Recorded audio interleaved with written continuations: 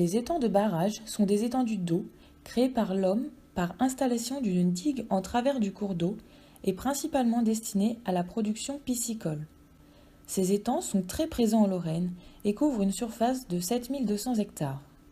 Les barrages sont vus comme une rupture du continuum écologique. En effet, les espèces présentes d'un côté du barrage ne peuvent pas passer de l'autre côté. Et c'est pour cette raison qu'à l'heure actuelle, la destruction de ces barrages est préconisée dans le but de rétablir ce continuum écologique plutôt que la préservation de ces étangs. Cependant, ces étangs apportent de nombreux services écosystémiques. Mais qu'est-ce qu'un service écosystémique? C'est un service que la nature rend à l'homme. On peut distinguer ainsi 4 catégories de services écosystémiques. Tout d'abord, les services d'approvisionnement regroupent tout ce qui est produit par l'écosystème. Dans le cas des étangs de barrage, c'est principalement la production piscicole extensive. D'autre part, il existe des services de régulation de l'écosystème.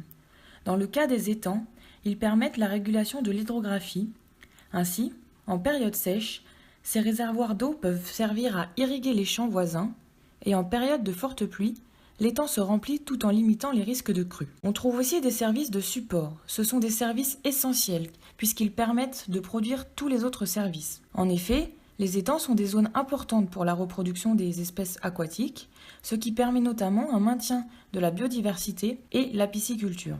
Dans la dernière catégorie de services, on retrouve des services culturels qui regroupent les services spirituels et récréatifs, comme la pêche, le tourisme ou tout simplement la beauté du paysage. Afin de mettre en valeur l'importance de ces services rendus et ainsi préserver ces étangs, l'URAFPA fait des recherches sur un de ces services rendus, la dépollution des eaux de surface au niveau des étangs de barrage. La pollution des eaux est un problème bien connu aujourd'hui et a pour origine majeure les pesticides utilisés dans les champs en amont de l'étang.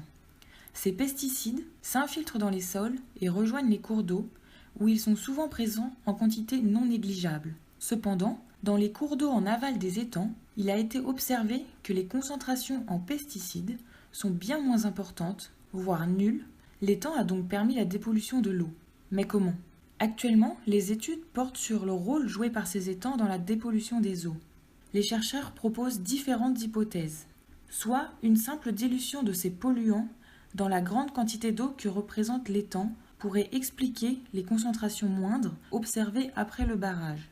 Les polluants pourraient être piégés au fond du bassin lors de la sédimentation, mais ils pourraient également être bioaccumulés par les plantes et poissons vivant dans l'étang. Ou bien, les polluants pourraient être dégradés au niveau de l'étang